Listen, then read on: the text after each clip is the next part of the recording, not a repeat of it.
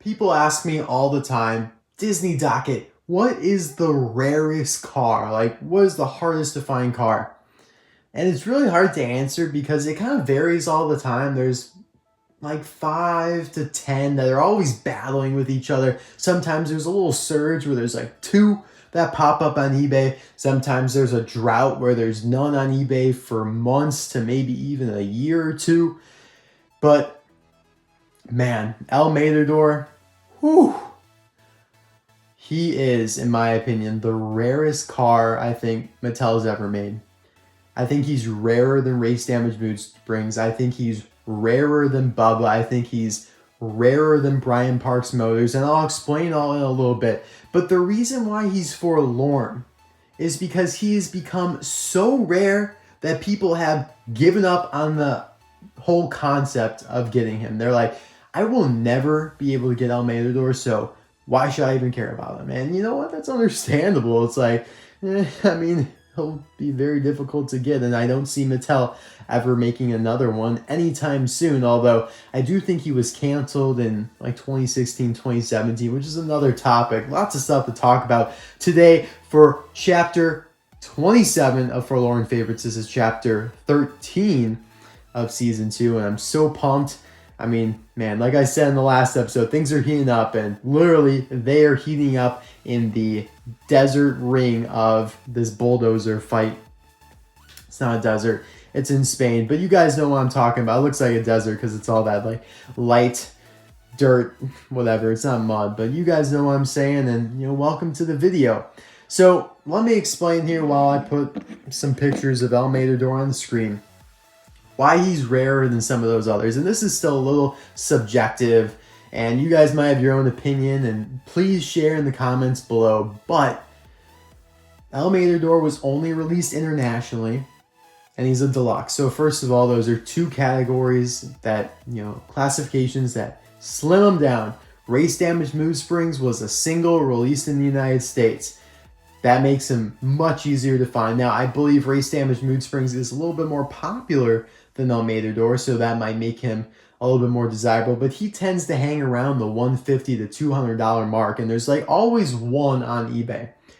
Brian Park's Motors, Deluxe, released internationally, but more of them were made. Like, I have 3. Not a flex, not trying to flex, but I was able to get 3, and I've seen quite a few available, like on Facebook. There's always some guy in Germany that like has a couple on hand. It's kind of weird. I don't know how he got them, but I feel like if you live in Europe, like, there's a couple floating around there. Bubba, again, released in the United States. There were quite a few of them made. Not a ton, but there were more than El Materdor here. And again, there's always like a couple on eBay. There's always some that are damaged and loose. And same thing with like the cousins and the showgirls. Rhonda, Laverne, and Sheila. And the cousins, Judd, Buford, and Cletus. And so there's a couple others you can argue as well, but that really brings me to El Materdor, who I haven't seen on eBay in forever, in the package. There's just not one anymore. They don't exist. There's a lot of damaged ones in the UK. And I wouldn't say a lot. I mean, there's like 2. Like, I literally looked on eBay yesterday, and I think I saw 2 from the same seller, extremely damaged, from the UK, loose. I have not seen one of these guys in the package for sale in forever. So that is why, in my opinion, El Materdor is the rarest diecast Mattel has ever made. And I have one here. I actually got it loose. I never had it in the package. And he isn't in perfect condition, but it's pretty darn close, and I am perfectly content with it. So let's get into the review, why don't we?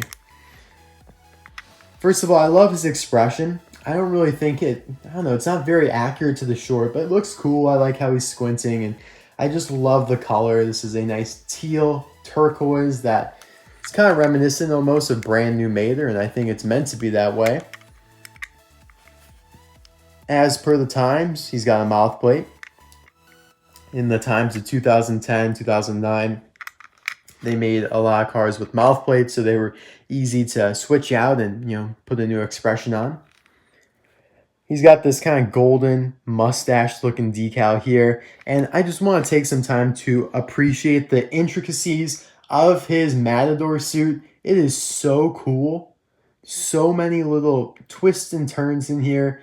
Very well done by Mattel. And, you know, if any car is going to become very rare, it should be this one. Like, it deserves all the, you know, rarity.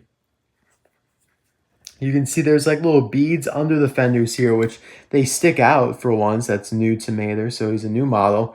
They're thicker in the back here, which is really cool. And yeah, just take a look here.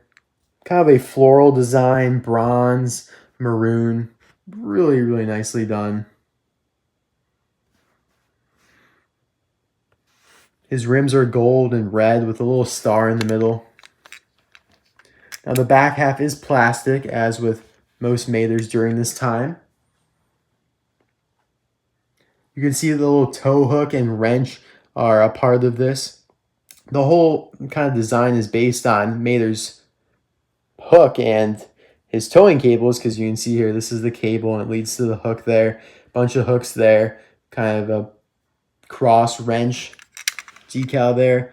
So that's pretty much the gist of the decals, but it just looks so cool. And you have some stars and flowers mixed in there and some ferns, it looks like, too. Just really amazing. Now the side view mirrors are folded in. I would assume just, you know, to get him out of his way. I feel like it's like a ponytail when, you know, a girl puts her hair up, just to get it out of the way. Now, adding on to the rarity, you're not going to find many that have the cape. The cape's very rare and could easily come off, although sometimes I think, like, how does it come off when this is sealed? It's not like this is a hook, because over here, there's a plastic Materdor from a playset that the towing cable is like a hook, so this can come off. Actually, no, it shouldn't come off, my bad. It is connected to the body, so this shouldn't come off. It could come off, but my point is a lot of Materdors are missing the cape. Because this one is just free flowing. I'm trying to be delicate here, but take a look. I love how the towing cables are all like twisted over to the right. Very unique. I mean, this is tough to do. This whole little condensed towing cable setup, plastic, but still really cool.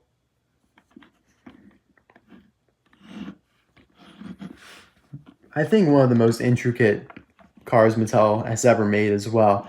Because then we got the hat, which is textured. It's plastic, but it's textured. It's got this cool decal, like a gear-like decal on the roof. So cool. So many unique things about him. You know, you got the fenders, the beads, the intricate decals, the hat, the cape, the towing cables. You just can't go wrong with it. And this is actually one of the few Maters that doesn't have his classic A113 license plate. Beautiful car overall. And there are a lot of versions of Materdor. There's a Push and Go from Mattel. There's this Disney Store one here that was released a couple times. There's a Tomica version. And there's that plastic playset version from Mattel as well. It has a slightly different expression and also doesn't have the same level of decals and detailing. Materdor was one of the final cars I got to complete my collection. Believe it or not, I only got him, I think, 3-4 years ago, and he was one of the last ones I needed. So grateful to have him. Now, the Disney Store did a nice job with theirs as well. The hat's even, no, the hat's not metal, but the back portion is. And the rims are far more detailed. And this isn't a review of the Disney Store one, but I do want to show you guys, I mean, there's no competition there. Look at those rims. Wow. He's also got this hood decal that Mattel just neglected. They pretended it didn't exist. But it's a very nice, intricate pinstriping type decal. He also has decals on the towing cables themselves, which Mattel didn't do. But I don't like the towing cables of the Disney Store because they're yellow. It looks very cheap to me. They should be that bronzish gold that Mattel did pretty well on. But yeah, there's the Disney Store version for you, man. His mouth is wide open. Looks like you could stick something in there. Like it's literally like a void in there. My gosh. Seriously. Okay. Enough experimenting, Disney Docket. Alright, guys. That's it for Materdor. I'm going to show you guys something that'll make you cringe, but I didn't make it. Yeah, somebody used the real Materdor to make this custom Materdor without hood, which was actually canceled from Mattel. So I'm very grateful to have this custom as well. But I would be kind of mad. One less Materdor now to go around. But whoever made this, and I don't know who, did a phenomenal job with it. Looks exactly out of that collector guide. Of course, we have Chewy the Bulldozer, or Choi. Some people call him Chewy, some people call him Choi. Now, he's also a very rare deluxe, but caps out around $100 in terms of value. Got the Señoritas from the Disney Store. In my opinion, the best releases the Disney Store's ever made. They filled that little void that Mattel, didn't make these. Very upsetting. Mattel gave up on the Cars, Toons, Mia, and Tia's. After a couple shorts, they were like, all right, that's enough. After the Dalmatians, the Nurses, and Mater and the Greater ones, they're like, that's, we're good. Don't need any more of these. Of course, then you have the Padre. Now, he's the third Materdor Deluxe, but surprisingly, he's not rare at all. And last but not least is the Al McQueen, or, Matador McQueen Disney Store release. Unfortunately, Mattel didn't release this one either.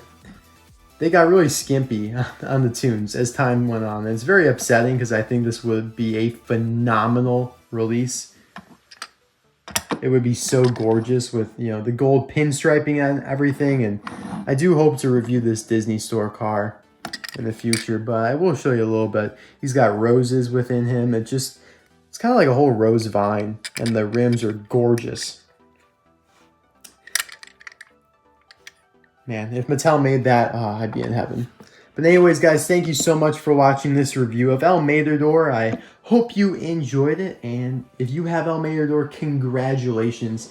If you don't, I hope you can get one, but it's going to be hard. So if you get an opportunity, even if he's a little damaged, it's a good price, I take it, because he's not going to come around that much in your lifetime.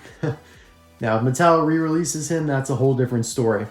I do believe Mattel canceled him in 2016, 2017 because a couple arose on eBay from Chinese sellers that have a slightly different expression. And a lot of people thought they were factory custom fakes, but I don't think so. And I have one on the way that I will eventually post pictures of and show you guys. And then I will solidify my argument as to why I think it's like a real prototype. But anyways, guys, enough rambling. I will see you guys soon for the finale of Forlorn Favorites Season 2. Bye now.